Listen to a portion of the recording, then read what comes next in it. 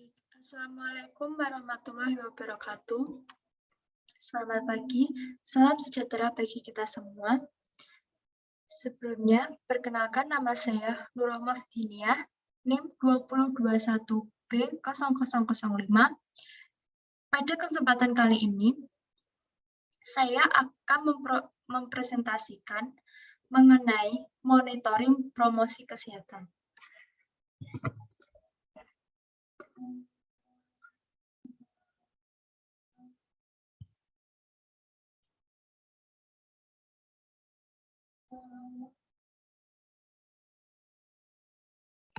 Konsep dasar.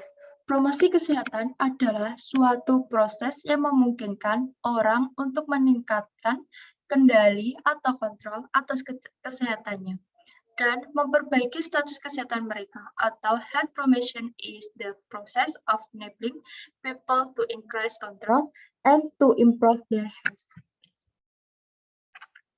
Untuk mencapai status kesehatan paripurna, baik fisik, mental, dan kesejahteraan sosial, setiap individu atau kelompok harus mampu mengidentifikasikan setiap aspirasi untuk memenuhi kebutuhan dan mengubah atau mengantisipasi lingkungan.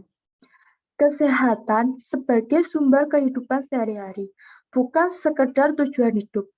Kesehatan merupakan konsep yang positif yang menekankan pada sumber-sumber sosial dan personal sebagaimana halnya kapasitas fisik. Berdasarkan hal tersebut, tampak bahwa promosi kesehatan yang menjadi suatu proses kegiatan agar setiap orang mampu meningkatkan kendali atas kesehatannya, serta memperbaiki status kesehatannya. Sedangkan setiap orang akan selalu hidup dalam lingkungan sosial yang selalu berkembang dan tentunya zaman yang selalu berubah, konsekuensinya dan membawa konsekuensinya tersendiri. Karenanya, setiap orang perlu terus memperbarui pemahaman dan kemampuannya mengikuti perkembangan zaman dan peningkatan teknologi pula. Demikian pula dengan promosi kesehatan itu sendiri.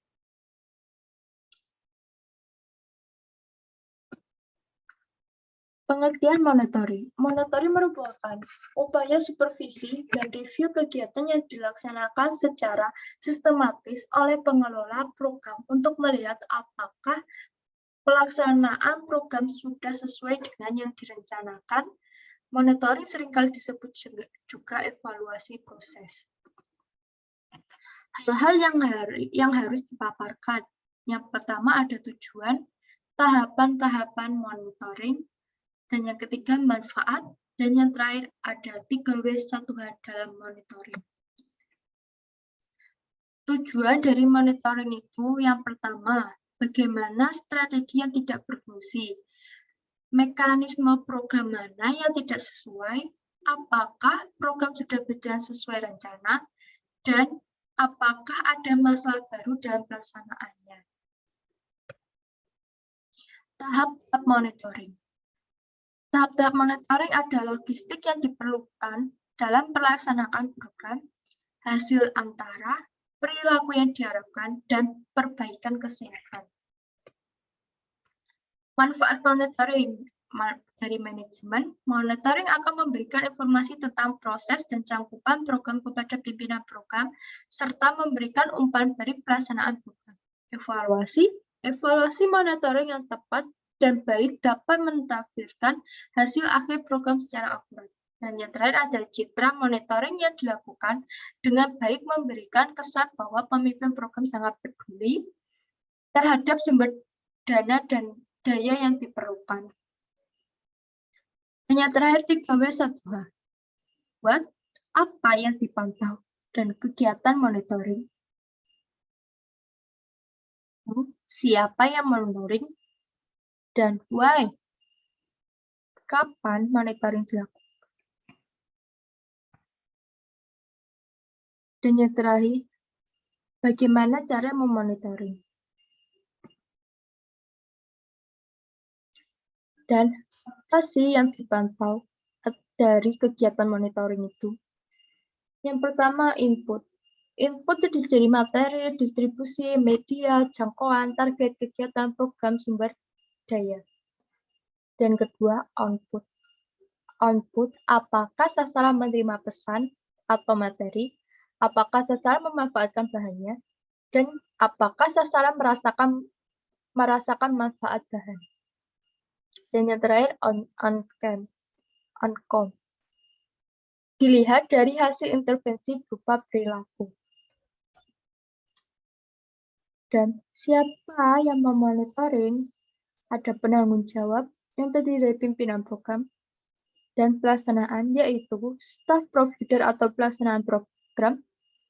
Yang kedua, relawan yang terlatih. Dan yang ketiga, instansi terkait. Kapan monitoring dilakukan? Yaitu selama perjalanan program, setiap tahap kegiatan, dan setiap bulan atau setiap 3 bulan. Bagaimana cara memonitoring? Yaitu yang pertama, dengan kunjungan rumah dan diskusi dengan anggota rumah tangga. Kemudian melakukan wawancara mendalam, fokus grup diskusi, observasi, angkat, dan artikel. Demikian presentasi dari saya. Jika ada kekurangan atas penyampaian dan tindakan saya, ucapkan maaf. Terima kasih. Wassalamualaikum warahmatullahi wabarakatuh.